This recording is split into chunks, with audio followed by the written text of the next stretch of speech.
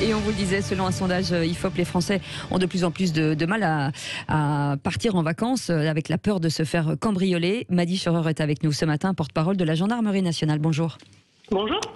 Bonjour Mady Scheurer, est-ce que vous avez senti une augmentation du nombre de cambriolages ces dernières années pendant les vacances d'été ? Eh bien, en fait, les cambriolages, ça fait partie des préoccupations des gendarmes, des policiers sur le terrain. Ce qu'il faut dire, c'est qu'au cours de l'année dernière, on a eu évidemment moins de cambriolages parce que l'année a été quand même un peu singulière avec la crise Covid, etc. Néanmoins, au cours des années qui ont précédé cette crise Covid, comme toutes les études statistiques peuvent l'indiquer, on était sur un niveau de cambriolage qui oscillait entre, je crois, 230 et 250 000 à peu près.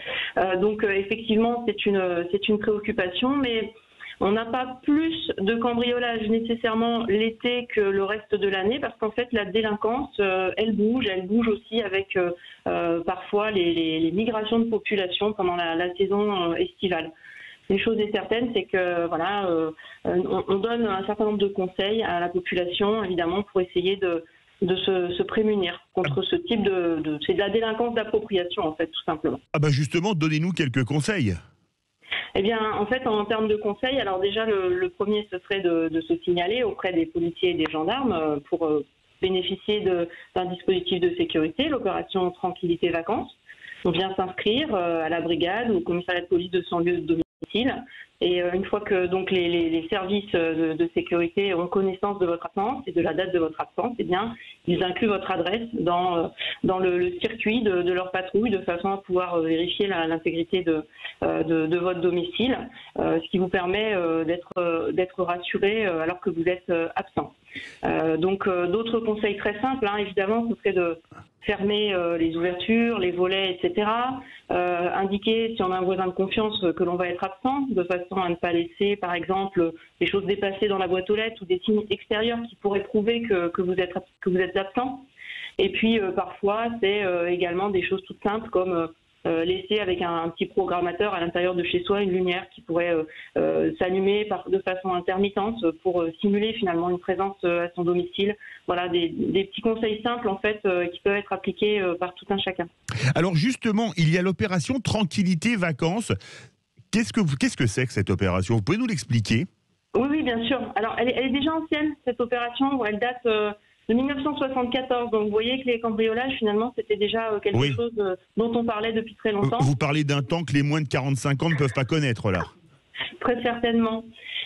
Et en 2009, elle a été élargie. Donc, au départ, c'est une opération qui visait à sécuriser les habitations pendant les vacances estivales uniquement. Donc, vous venez vous inscrire par l'intermédiaire d'un formulaire que vous avez téléchargé ou que vous remplissez directement quand vous vous présentez à la brigade ou au commissariat de police. Et vous indiquez les dates de votre absence et votre adresse. Et vous avez à cette occasion, évidemment, un échange avec le gendarme, le policier qui va vous accueillir.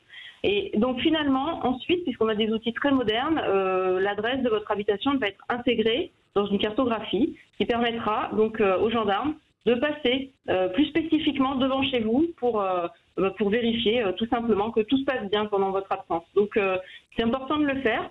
Je pense que c'est une opération qui évidemment s'adresse à tout le monde, donc il ne faut pas hésiter à venir et à se renseigner et à s'inscrire pour bénéficier de ce système de surveillance de son habitation quand on est absent. Alors justement, Mady Scheurer, colonel Mady Scheurer, il y a une autre chose qui fait peur aux gens quand ils partent en vacances, c'est les squats, parce qu'on revient chez soi et il y a des squatteurs. Comment faire pour se protéger des squats, parce que la loi les protège quand même beaucoup? Oui, alors bon, je ne rentrerai pas dans les détails de la loi, mais il y a eu des évolutions récentes quand même en début d'année pour protéger justement les propriétaires. Néanmoins, vous voyez, si vous inscrivez au dispositif dont je vous parlais il y a quelques minutes, et finalement, si quelqu'un cherche à squatter chez vous, on pourra le déceler assez rapidement. Donc ça présente quand même un certain nombre d'avantages. Et on pourra le faire partir rapidement aussi ? Pardon, excusez-moi. Et on pourra les faire partir rapidement aussi ? Eh bien, les nouvelles dispositions de la loi prévoient justement une accélération dans le dispositif. À partir du moment où on a connaissance du squat, il y a une procédure qui est mise en œuvre par le préfet dans un délai extrêmement rapide. Dans les 48 heures, il y a normalement une obligation de statuer, donc il faut vraiment le déceler rapidement. pouvoir apporter aussi très rapidement la preuve que on est chez soi et que quelqu'un évidemment s'est introduit chez vous, de façon à pouvoir ouvrir cette procédure très rapidement pour mettre fin à ce squat. Mais c'est quand même pas une situation aussi courante peut-être qu'on pourrait l'entendre. On rencontre moins de squats qu'évidemment, malheureusement, de cambriolage. Effectivement. Merci beaucoup, colonel Mady Scheurer. J'appelle que vous êtes porte-parole de la Gendarmerie nationale.